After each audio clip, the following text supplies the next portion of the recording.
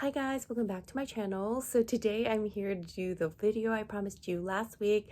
It is the proper introduction to my new to me Kelly 28. But before we get started, if you are new here, my name is Kim and I love sharing with you guys all my luxury indulgences. That includes unboxings, reviews, and any other tips I learn along the way. So if that's something that interests you, I would really appreciate if you would subscribe to my channel. And with that said, let's get right into it. Okay, so here she is. So gorgeous. This is my new to me vintage Hermes Kelly 28 in the box calfskin with the gold hardware. It is in the Sellier style, which is the one that has the stitching on the outside. And guys, this is so gorgeous. I do have my bandana twilly on here. I just think it looks so good. And you know, kind of less formal with this twilly on there. And then of course you guys know my So Black Rodeo, which I absolutely love. This bag is from 1989. Can you believe it? So it's 32 years old, and you guys, it just looks so amazing. It kind of shows you how amazing Hermes quality really is, and to think that every single stitch on this bag was sewn by hand, not by machine, I think is absolutely amazing. So let me show the bag to you. First off, as you can see, it is in the shiny box calf. It has the gold hardware.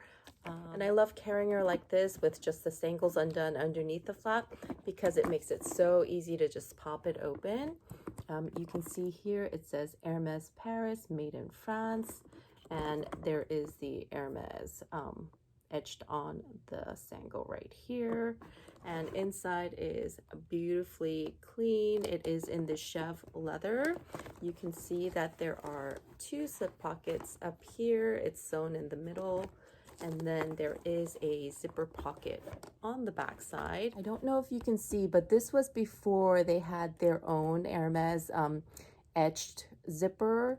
So yeah, it has the eclair zipper. Mine, because it's from 1989, it does not have the H at the end of the zipper either. It has 4 feet on the bottom, as you can see.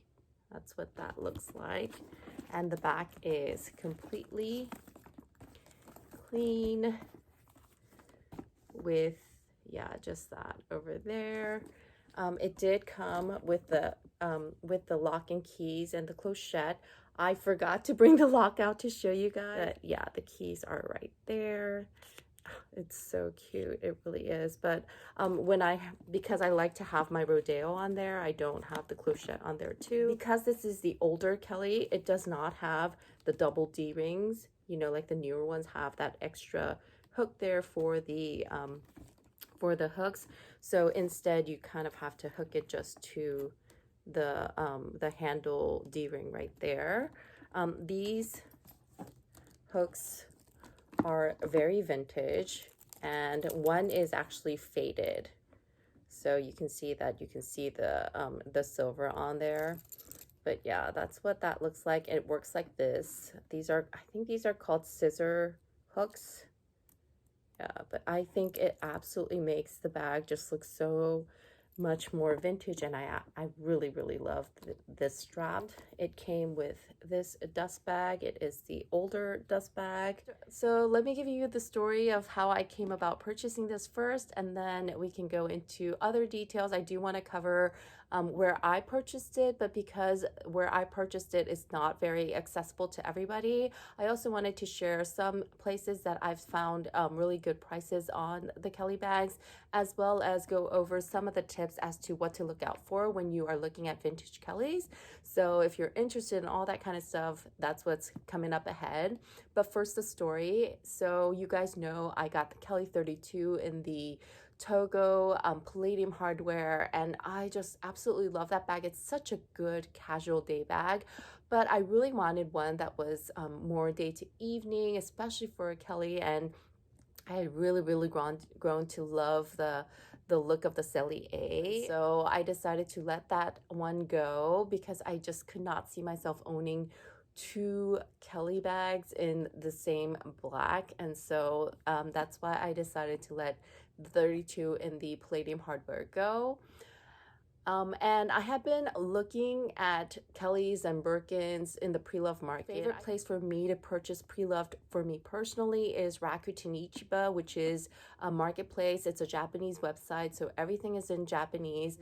I just think that Japan has the best Preloved market, and I know that most of the items that I've seen on Rakuten Ichiba have been Japanese resellers of Preloved goods, that they also have like physical shops, which when they have physical shops, it really does give me a little bit of assurance. And so, yeah, so I have been keeping track of a lot of Kelly 28s on that website. So I purchased this at the end of September, and it was during my break from YouTube. I had a lot of things on my mind, and I was having trouble sleeping at night. So this one particular day, I had gotten up at like 3 a.m. and I just could not get back to sleep. To kind of forget about all the things that I was dealing with at the time, I was just gonna browse like luxury sites, just, you know, just to kind of get my mind off of things. And I went to Rakuten Ichiba, and this website was doing a flash 30% sale for a 6-hour window. This bag was actually listed very well to begin with, but to take 30% off of that, it was such an amazing deal. So this bag was listed for, with the conversion rate, it was for just under $7,000. So 30% off of that and the conversion and everything, I got this bag for $5,100.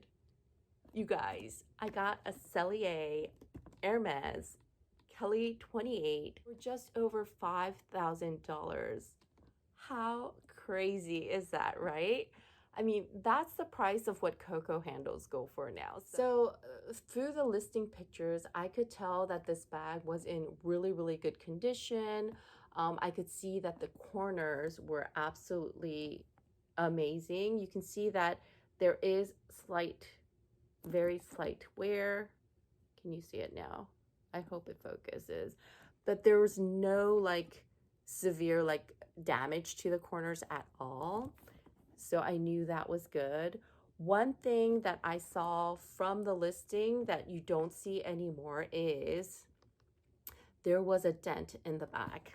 And right here, can you see those dots? That part was concaved, so it was pushed in by something during storage, it looks like, right? But after I got it, I was able to push it back out very easily by putting something in the back pocket to kind of push it out, and I left it like that for a long time.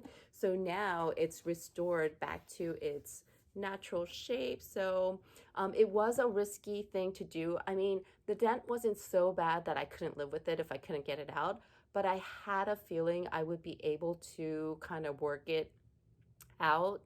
You guys know I did work in the fashion industry before, so I'm very familiar with fabrics and leathers and all that kind of stuff, and I knew that there was a good chance I could get that out, which I was able to. Now there were like 3 dots, but I was able to kind of, you can barely see the 3rd dot anymore. It's right here. Can you see that? It's 1, 2, and 3. But this one is barely visible now, and I have a feeling that over time I should be able to make this look less prominent as well. But yeah, that was one thing that I was able to make better. All the minor scratches that were visible in the pictures, I basically, by using the Cadillac leather conditioner, I was able to make most of the scratches, you know, less visible. You can see, like, you can barely see them.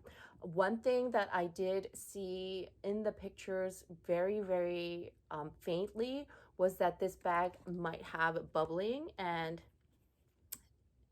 it actually, and as you can see, it does. Let me try to get a good angle to show you guys.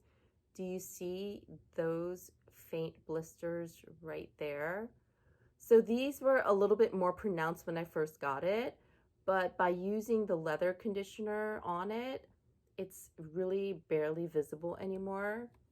and I could faintly see the picture of the bag with the mannequin. Another thing, the listing did state that there was a storage smell. So it's really kind of hard to tell like if that's going to be really bad or not. But I found that a lot of times resellers will list moldy smells as that, moldy smells. But if they say it's just a storage smell, a lot of times it's just like, because it's been in a dust bag in a closet, you know, that kind of like kind of stored up smell. So it's not anything bad. So because of the price, I decided to take a risk on it. And you guys, when I got it, I thought, wait a second, this does not smell, because I can't smell anything. It does not smell like anything except leather. I swear to God. Like, I know it's weird. I'm sniffing it.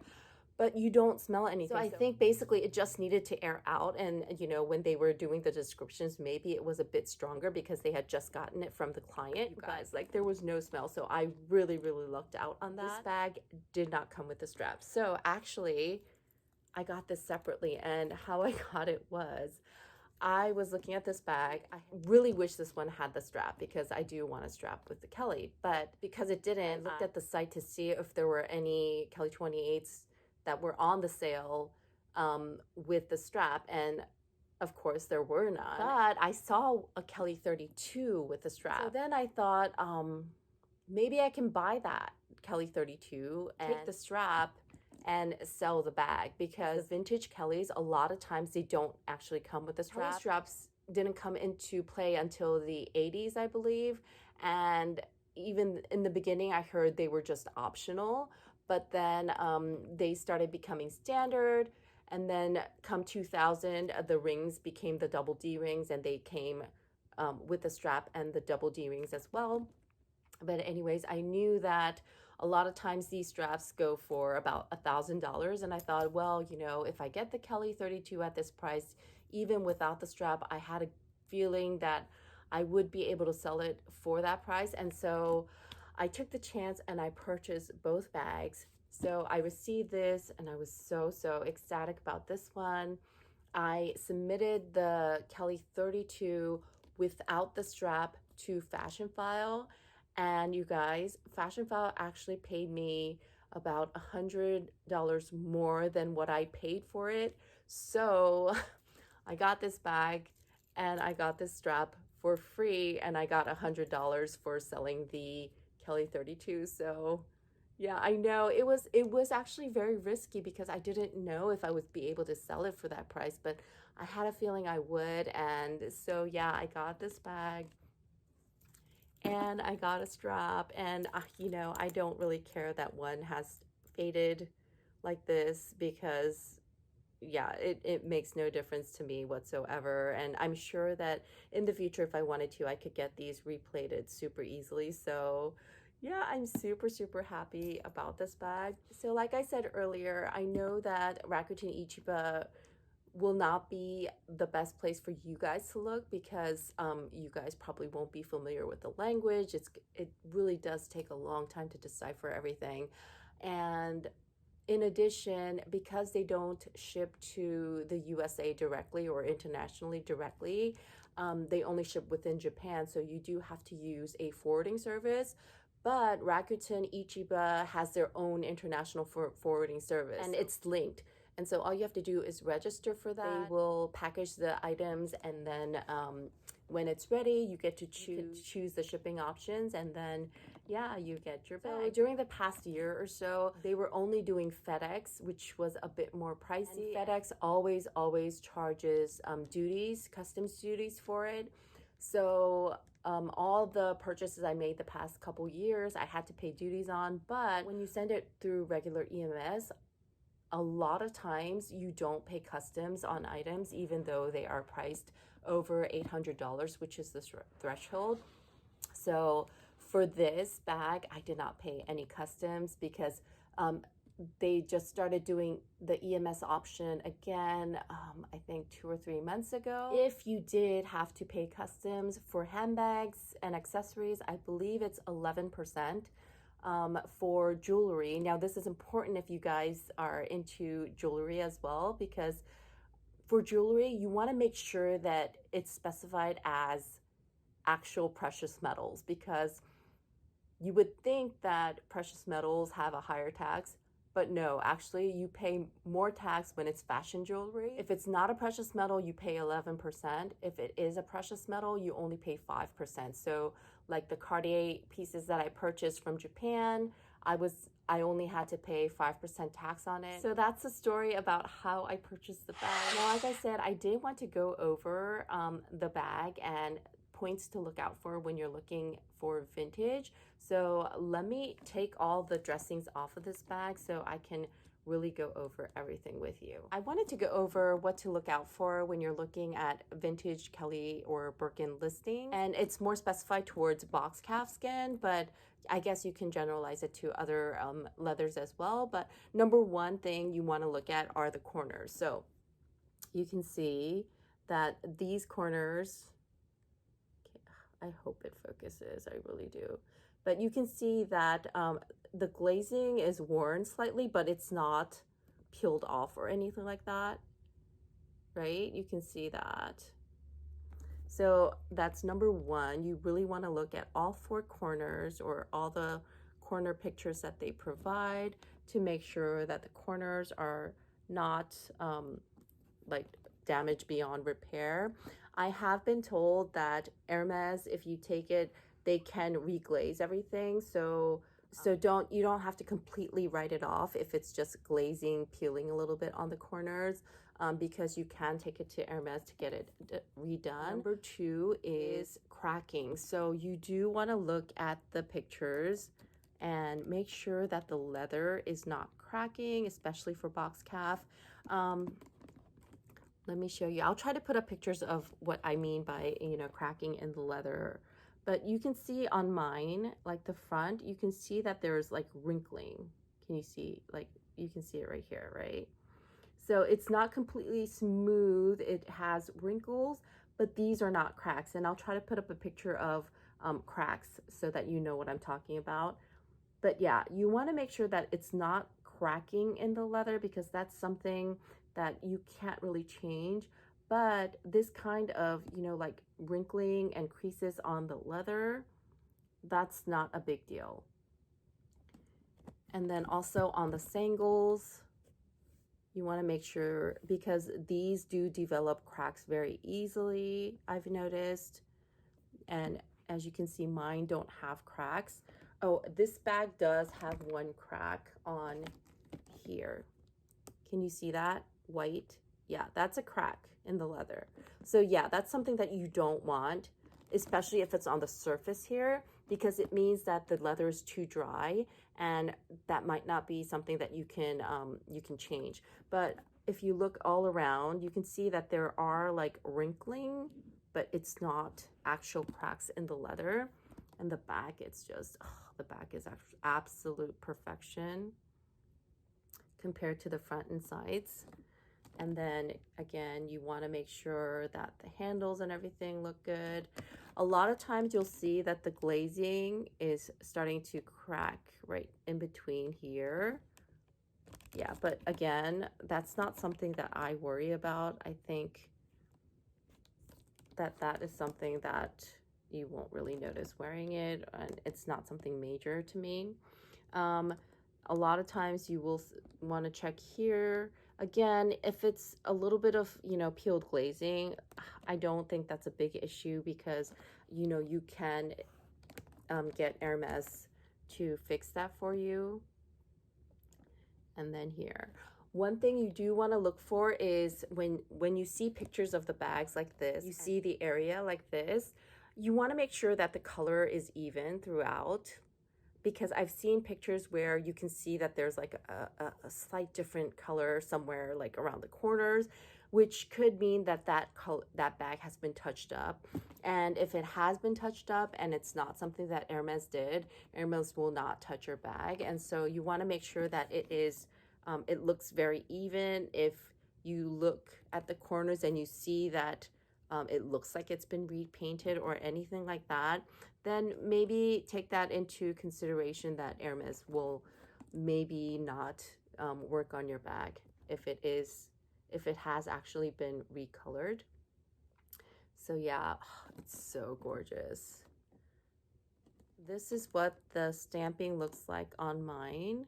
And you want to make sure that you can actually read all the letters. You do want to see if the description says that the turn lock is loose. This one is not loose, but my other Kelly, the 32 that I had, did have a slightly looser turn lock. But you know, honestly, when you use it, the loose turn lock doesn't make a big difference. And this is something that Hermes can also replace for you. So yeah, that's not a huge deal, but you do want to, you know, kind of look at that.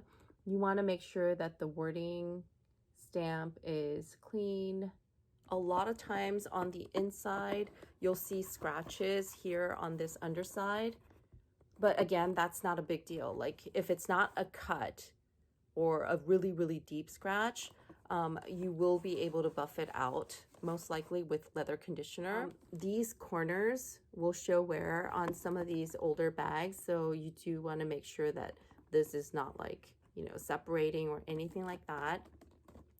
And then when you look at the inside, you do want to make sure it's clean, because Hermes, as you know, will not touch the inside of the bags. They will only work on the exterior of the bags if you take it in for service. So I did use a leather cleaner and a conditioner on it.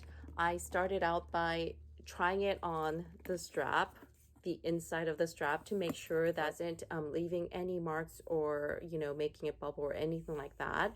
So I used it and I made sure to condition it, because with box calfskin, like you could see here, it will crack if it's not stored properly. If it gets too dry, it will crack. And I could tell that this bag was a little bit dry, and so I did use the leather conditioner and I conditioned everything. And there was a mark on the bottom slightly, but I was able to get that out as well. I mean, yeah, like you barely see anything. Let me see. Can you see that? That's the only mark on the bottom, which is amazing, like honestly. Now there were marks before, but I conditioned everything, so now you don't really see it, right? And the front, the scratches that I see the most are right here. Do you see that? And it's probably because when you open the flap, you do this. Like most people will naturally do this to open the flap. And so that's where I see the most prominent scratching. And I'm trying to do an angle so you can kind of see it. See, yeah, there, right there. You can see the scratches there. But again, it's like when the light hits it at a specific angle, you can see it. But in real life, just like looking at it, it's very, very clean. It really is. So I don't think you need to be too scared of box calfskin. So you see scratches here, and then this part is very clean. And then you do see scratches down near the bottom a little bit more as well. So let me try to show you guys that. You see that scratch there, and yeah, you can see like there are scratches, very, very, you know, faint scratches here and there. And like I said, I could tell that this leather had an accident with water because of the bubbling. It's probably raindrops that were not cleaned immediately. So box calf is definitely a leather that you do not want to carry in the rain. And if you do get rain on it, you do want to immediately wipe the water off, because it will bubble. And yeah, you can see the blisters here. Let me see if I can get another angle and kind of really show you. Can you see slight bumps here? Yeah, you see it, right? But again, they were more prominent when I got this bag, but after I conditioned the entire bag, I think it made it I think it made the whole bag just a little bit more, I guess, plump. And so yeah, you can barely see the blisters anymore. Now, I've heard mixed things about using conditioner on your bag, on your Hermes bag. I've heard some people say that if you use conditioner or anything like that, then Hermes will not spot for you. But then I've heard people say that they use conditioners like the Cadillac conditioner on their bags, and they have been spotted by Hermes. So I don't know who is right. Because this bag is in such great condition, I don't see the need to take it to the spa immediately. I knew that if I didn't condition it and clean it up, that it was going to dry out. And so I wanted to make sure that that didn't happen. And so I made the conscious choice to condition the bag all over. And, you know, hopefully it's not something that will make Hermes not take this bag. But if it is, I'm fine with it, and I have a feeling that I won't need to take this bag in for service anytime soon. I mean, just look at it. It's so amazing. And if for any reason Hermes says that they cannot work on my bag, I can always send it to Leather Surgeons. I know Leather Surgeons does an amazing job with Chanel bags and with Hermes bags. So yeah, I'm super happy about this purchase. It is so gorgeous. So what I love about this Kelly 28, especially in this box calf, is the fact that the sangles just stay up like that. If you remember my other bag, the Kelly 32, it was in the Togo. So after use, Togo leather does sag a little bit more. It's not as stiff as the box calf, obviously. And so the sangles would really droop. So every time I opened it and closed it, the sangles would just like droop out like really low like that. But I just love how this one and the Sellier Box Calf, I just love how the sangles just stay up there. I just think it's such a cool look. And I love the fact that I don't even have to do this up, even with things inside.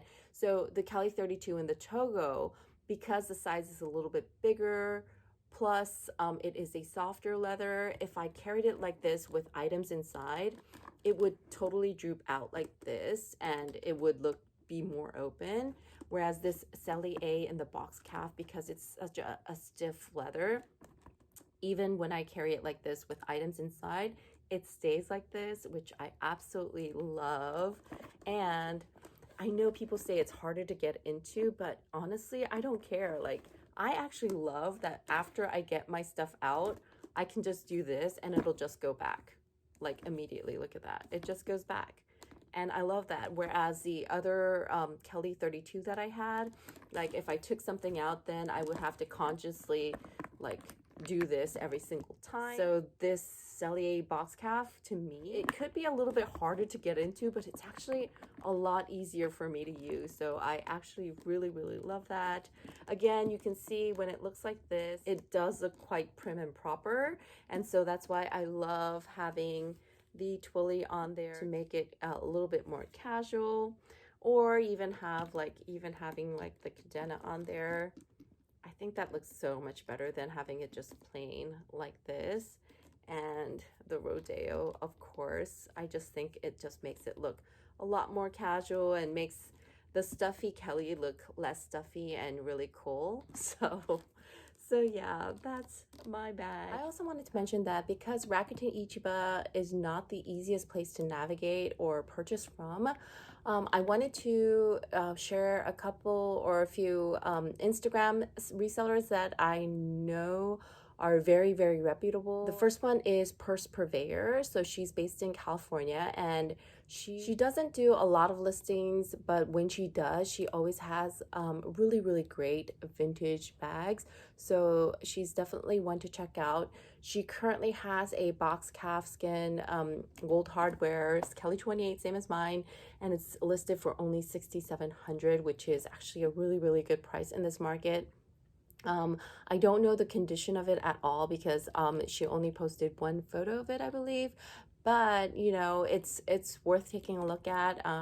It might not be as clean as this one, but she will definitely provide you with all the information that you need to make an informed decision. The other two sellers on IG are Finkelpuff and Jail99. So I have not purchased from these two sellers personally, but I know people who have, and they all highly recommend these two resellers. The one thing is sometimes they are a bit curt towards you because they have just so much inventory, so many questions coming at them all the time. So you kind of have to understand their situation. Sometimes they are a little bit slow to get back to you, but they always do. And Finkel Puff, I believe Saki got her Kelly from them.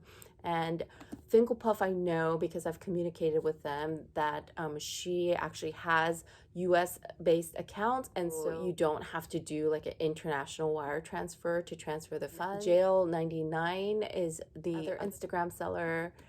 She's also based in Singapore, I believe. It might be Malaysia or Singapore. I'm not 100% sure, but she also has great stuff, and I found that their prices are very, very competitive and reasonable. So yeah, those are some of the resellers that have come highly recommended to me. So finally, I wanted to do some side-by-side shots of this bag with other bags that I have that you guys might be a little bit more familiar with. So this is the Kelly 28 next to my Chanel Jumbo.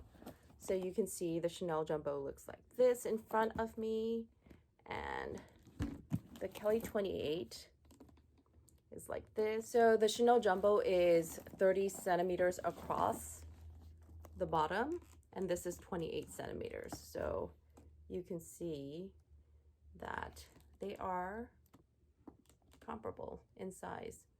This is what it looks like side by side. The overall feeling that I get when I use these two bags is that the Jumbo is a slightly bigger bag.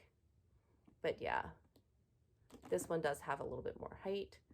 But yeah, the overall look is the Chanel Jumbo is a slightly bigger bag. Here is what it looks like next to my medium Lady Dior. These two are very similar. So it's very similar. You can see. It's a little taller, but yeah, overall the feeling is these are two very similarly sized bags. And here it is next to the Palm Springs mini backpack. Let me just show you guys. So yeah, here's side by side. And it covers about a little over half of the bag. So yeah, that's what that looks like.